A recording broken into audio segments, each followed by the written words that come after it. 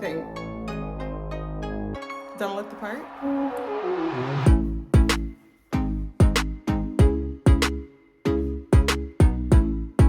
That's Miss Ray to you. Sit down. Don't make me call your mama.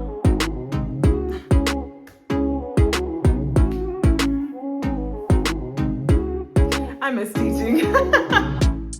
Before being a stay-at-home mom, I was a public school teacher for 7 years. I had the opportunity to teach computer science and business ed courses on a middle school and high school level. And I loved my job. Like, I absolutely loved my job. I loved being able to be for other children the person I needed when I was growing up. What I loved most about my job is the relationships that I created with my students, the connections that we made.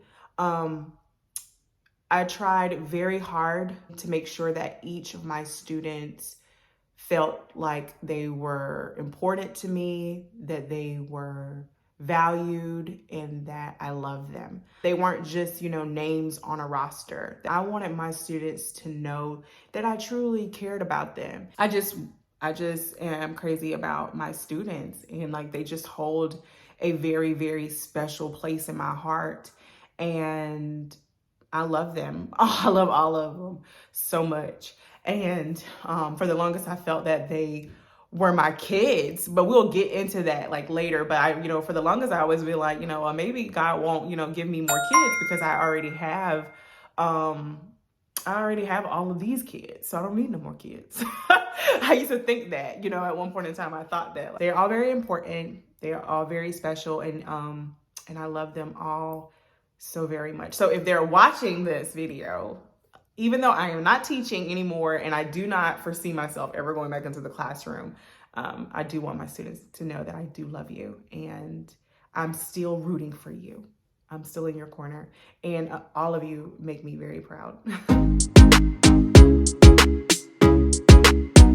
To answer your question in short form, COVID.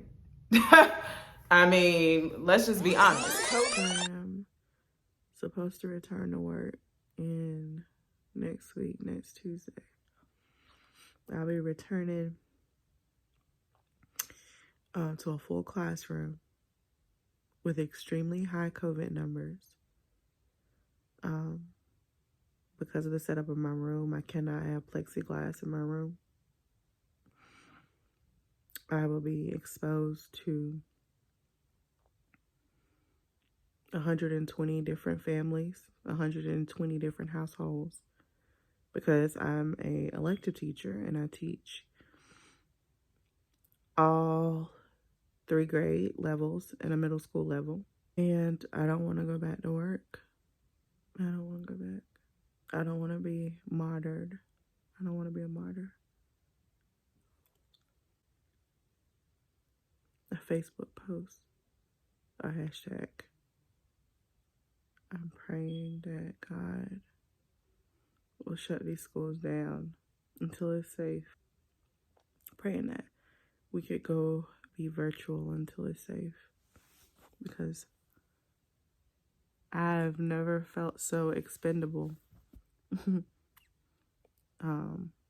feel like they're willing to sacrifice my life, my health, my sanctity, my sanity, for some money, for profit. And I'm just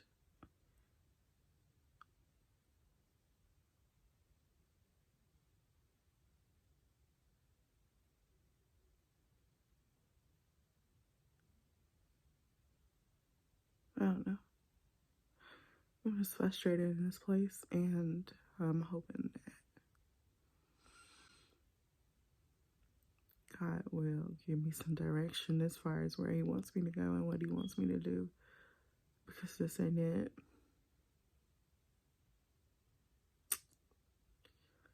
This is not it.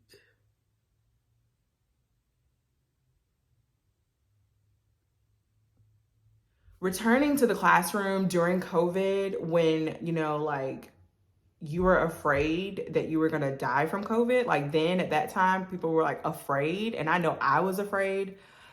When I tell you my anxiety was through the roof, I was so anxious. It was just a very, very stressful situation. Like I know that like teaching during the pandemic, I know I probably cried every day. But don't judge me because I'm a crier anyway. Like I cry all the time. Like I cry. Crying is like my favorite hobby, like my favorite thing to do because we all need a release sometimes. So I mean, but I probably was crying a whole lot more than I normally cry during that time. So yeah, high stress, mad anxiety. I had to cut that loose. During the pandemic, during COVID, it wasn't a day that went by that I did not ask my husband, can I like stay at home? Please let me stay at home. COVID, the pandemic, the way that it was handled, the way that it was mishandled, I guess I should really say that, the way that it was mishandled, that is the reason why I decided to check out. COVID, not even just like COVID, the illness. I mean, yeah, that COVID, it played such a major role, but COVID exposed a lot of the issues with our education system, people's viewpoint, like how the society, how our communities view teachers. It just really exposed and showed me how much people do not appreciate teachers and how much people do not care about teachers. They don't care about your health. They don't care about your families. They don't care about, your workload or anything like that. Like it really showed us people's hearts towards teachers and their heart towards education. I felt like a lot of like teachers' concerns and teachers' complaints kind of fell on deaf ears. And I felt that people really just were kind of like, when you see comments, and people are like, well, you know what you signed up for, you signed up for this, and that's the attitude people take with it. And like, oh, if you don't like your job, then go get another one. So that's what I did. If you don't like your job, if it's too much for you, then you need to find something else to do. Okay, then I'm gonna find something else to do. And that's, and that's what happened. In short, it was just a lot, and COVID just exposed everything, and I had to do what was best for myself and my family. And that's what I did. So those were my reasonings. That's why I left my job. That's why I quit teaching, because even though I feel that it's an invaluable position and it's necessary work and I hold it in high regard, the mass majority of the community views teachers as babysitters. They look at it as, I have to go to work and I need you to go to work. I need you to go and be a teacher so you can watch my kids for me. And they don't see it as anything more. And it comes to a point in your life where it's like, even though it's an important work to you, to some degree, it has to be valued outside of you for it to receive the recognition that it needs. Like, it deserves to be up here, but if the mass majority feels that it's down here, then I mean, it is what it is. Like, it is what it is. So that's why I left. Well, I will say that it's still stressful.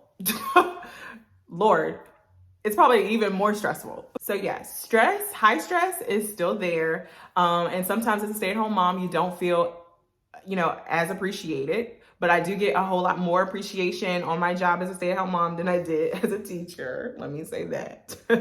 But no, it is rewarding, and it's probably far more rewarding to be able to invest my time and my energy into my boys, to be here for my family. I honestly believe that your home life, your household, that's your first ministry. And so to be able to pour into that, to be able to pour into my husband and pour into my sons, that's very rewarding for me, and I enjoy it. I do have a lot of things to do, and I do carry, this mental load, but all in all, it is a very rewarding experience, and it is worth it ultimately to the functioning and the upholding of my family. So I'm good to go. I'm able to, do my YouTube and write, as well as I'm looking into the photography business. So it gives me an opportunity to pursue things that I'm interested in.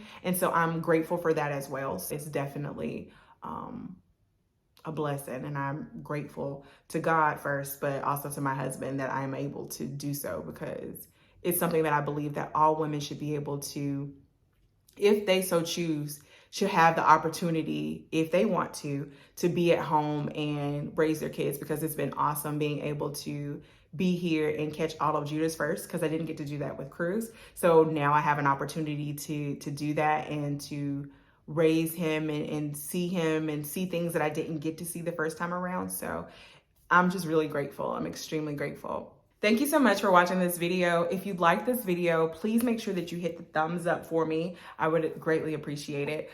Be sure to subscribe and hit the bell for post notifications. Leave in the comments anything that, I'm doing the March Madness. So any video ideas that you guys probably could think of, you can leave that in the comments for me.